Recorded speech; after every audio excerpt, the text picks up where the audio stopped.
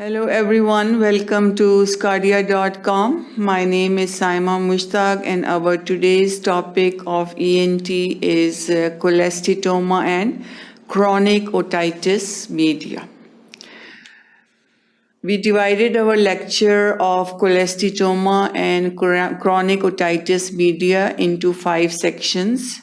In the first section, we will talk about the origin of cholesteatoma and classification of cholesteatoma, and also what's the genesis of primary and secondary cholesteatoma. In the second section, we will talk about the tubotympanic type of cholesteatoma, and we will talk about different types, pathology, and bacteriology. In the third section, we will talk about the classification of chronic otitis media. In this, we will talk about clinical features, investigation, and treatment of chronic otitis media.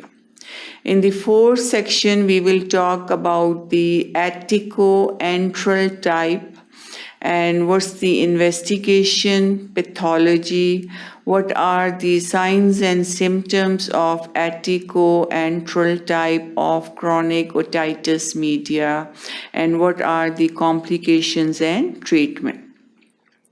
Then in the fifth and final section, we will talk about the otitis media caused by tuberculosis and syphilis infection and how they present, how we diagnose and treat this condition. So all this will be covered in our today's lecture topic, cholesteatoma and chronic otitis media.